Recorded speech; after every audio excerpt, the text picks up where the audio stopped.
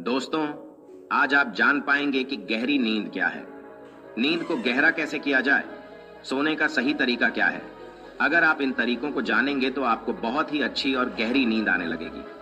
फिर आप काफी हद तक चिंता मुक्त रहेंगे और जल्दी बीमार भी नहीं पड़ेंगे। और अगर आपको नींद नहीं आती है तो यह वीडियो आपके लिए बहुत ही महत्वपूर्ण साबित होने वाली है। और वीडियो के अंत में आपको एक अच्छी और गहरी नींद के लिए छोटे छोटे उपाय बताए जाएंगे। तो आइए एक कहानी के माध्यम से शुरू करते हैं। दोस्तों, एक बार की बात है, एक अमीर सेठ एक बौद्ध भिक्षु के पास जाता है और वह उन बौद्ध भिक्षु से कहता है, हे महात्मा, मैं अपनी नींद से बहुत ही परेशान हूँ।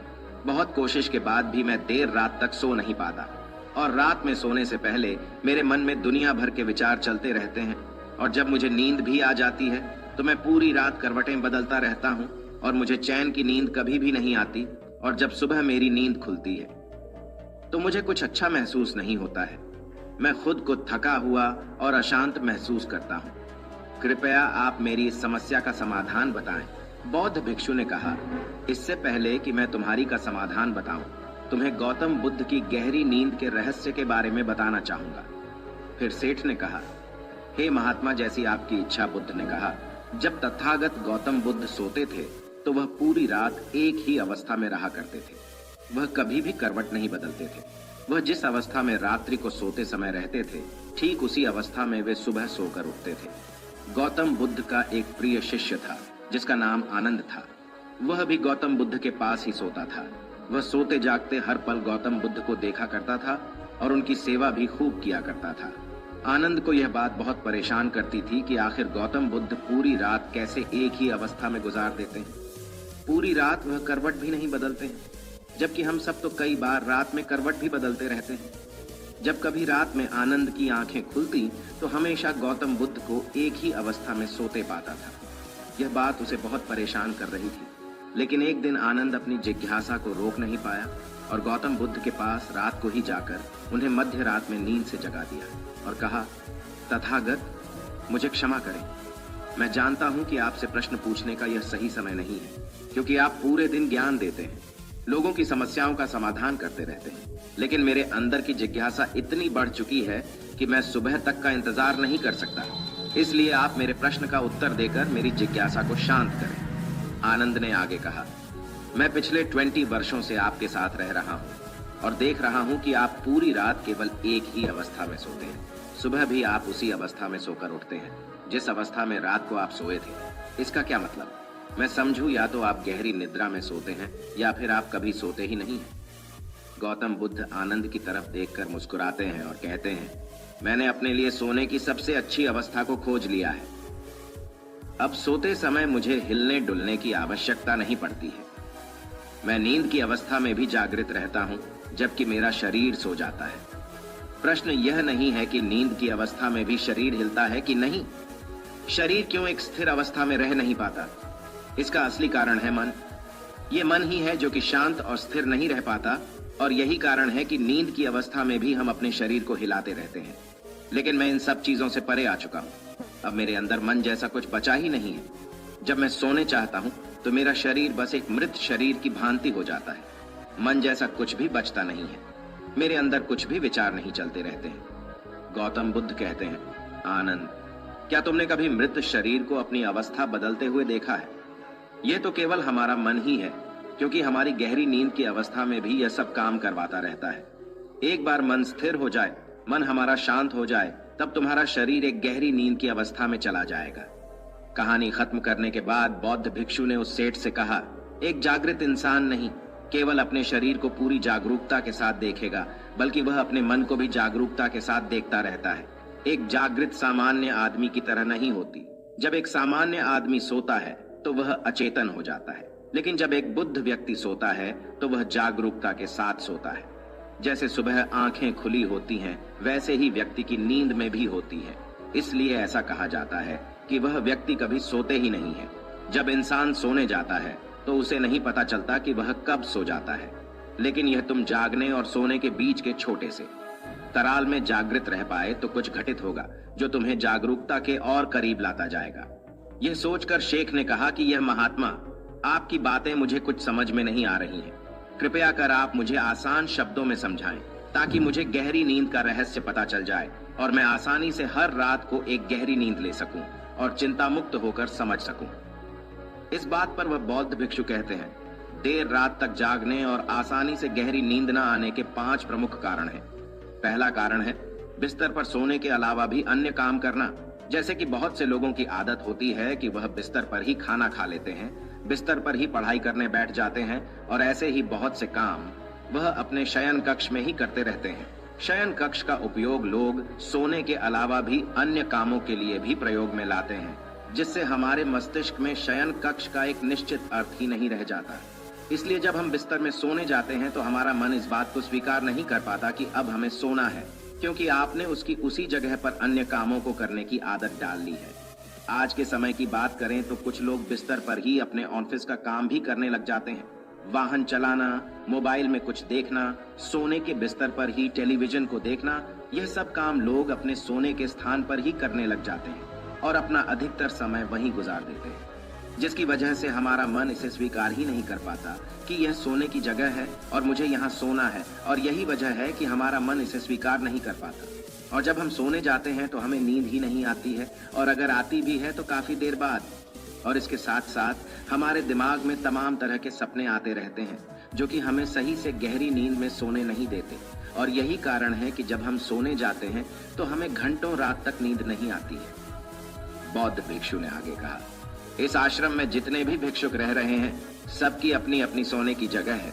जब ये लोग अपनी सोने की जगह पर जाते हैं तो वहां पर सिर्फ वे सोने का काम करते हैं, वह सिर्फ सोते हैं। इस वजह से यहाँ पर सबको गहरी नींद आ जाती है और सुबह जब वे सोकर उठते हैं तो बहुत ही अच्छा अनुभव करते हैं, बहुत ही शांति का अनुभव करते हैं।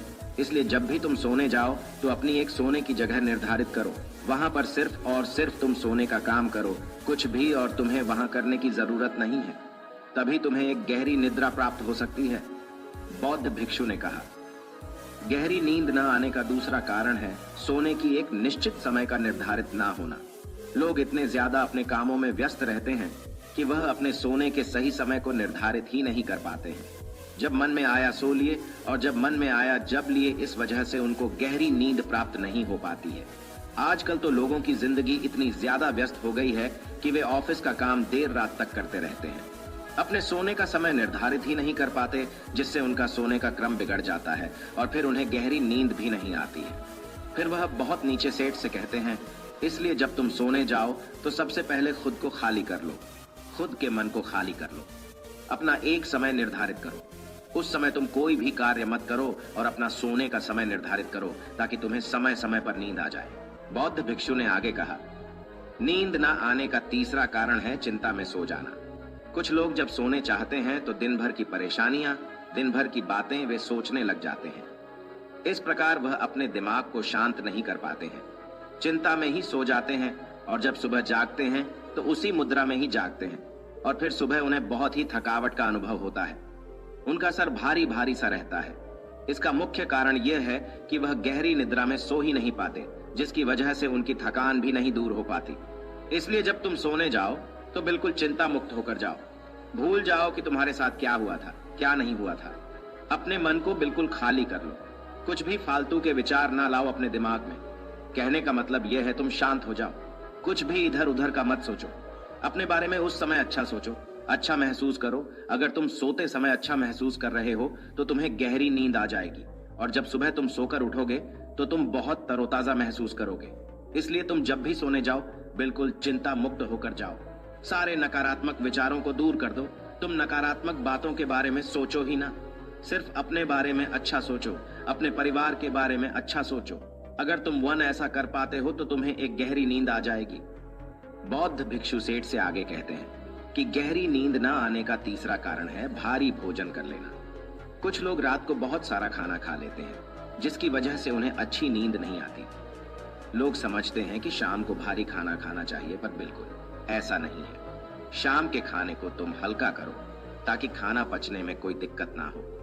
बौद्ध भिक्षुओं ने आगे कहा, अगर तुम शाम को हल्का भोजन लेते हो तो उसका पाचन बहुत ही अच्छे तरीके से होगा और तुम्हें एक अच्छी नींद की प्राप्ति होगी।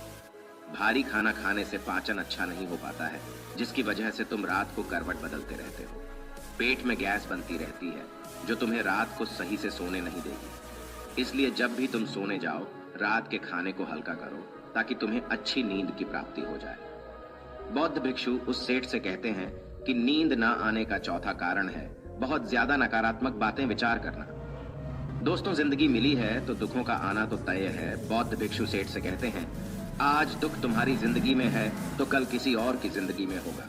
ये सुख और दुख तो जिंदगी में आते जाते रहते हैं, इससे तुम्हें लड़ना है और उसे हराना भी है। इसलिए दुख और सुख को तुम स्वीकार करो, नकारात्मक विचारों से दूर रहो, नकारात्मक विचारों के साथ साथ नकारात्मक लोगों से भी दूर रहो, क्योंकि नकारात्मक लोग तुम्हें कभी शांति से नहीं रहने देंगे, वह तुम्हें हमेशा परेशान करते रहेंगे। इसलिए ज्यादा बेहतर होगा कि तुम उन लोगों से दूर रहो।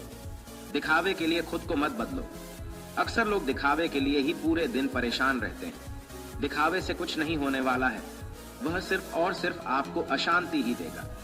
इसलिए जो है आपके पास उसी में खुश रहो और इस प्रकृति को धन्यवाद दो कि जो भी तुम्हारे पास है वह काफी है, और उसी में आनंद प्राप्त करने की कोशिश करो, वरना यह छोटी सी जिंदगी है, इन्हीं सब में कब भी जाएगी यह तुम्हें पता भी नहीं चल पाएगा। सुख और शांति की खोज में भटकते भटकते तुम्हारा पूरा जीवन निकल जाएगा। इसलिए जो कुछ भी है तुम उसी में खुश रहने की कोशिश करो, उसी में आनंद प्राप्त करने की कोशिश करो। असली सुख और शांति मन को शांत करने में ही है।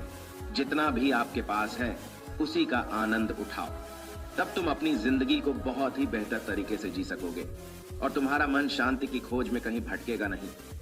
अगर तुम्हारे पास बहुत पैसा भी है तब भी तुम्हें चैन की नींद नहीं मिल पाएगी, जब तक कि तुम्हारे पास जितना है उसमें तुम सुख का अनुभव नहीं कर पाते हो। इसलिए पैसा कमाना भी जरूरी है ताकि तुम्हारी जरूरत की चीजें पूरी हो सके। लेकिन अगर तुम जरूरत से ज्यादा पाने की कोशिश करोगे तो इस कोशिश में पूरी जिंदगी निकल जाएगी, लेकिन कभी भी तुम्हें शांति नहीं मिल पाएगी। नींद ना आने का पांचवा कारण है चारों तरफ का अशांत माहौल। बुद्ध ने तो शेर से कहा, जहां पर तुम सोने जाते हो चारों तरफ का माहौल शांत रखो। इसके लिए तुम अपने कमरे में एक दीपक जला सकते हो। दीपक के जलने से तुम्हें एक शांत माहौल मिलेगा। दोस्तों, आज के समय भी जब आप सोने जाएं तो लाइट आप बंद कर दें, लेकिन घर के एक छोटे से कोने में एक दीपक जलते रहने दें। उससे उस पूरे कमरे का एक अच्छा वातावरण बना रहेगा।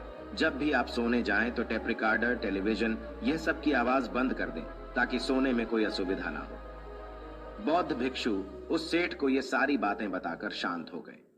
सेठ को भी बौद्ध भिक्षु से जो कुछ खास सीखने को मिला था, आज तक उसे कहीं भी यह सब नहीं सीखा था। आज तक उसने कभी भी ऐसे सुख का अनुभव नहीं किया था। उसे बहुत ही शांति की अनुभूति भी हो रही थी। वह उन बौद्ध महात्मा को दंडवत प्रणाम करता है और वहां से चला जाता है। घर आकर वह अपने घर वालों को भी सारी बातें बताता है।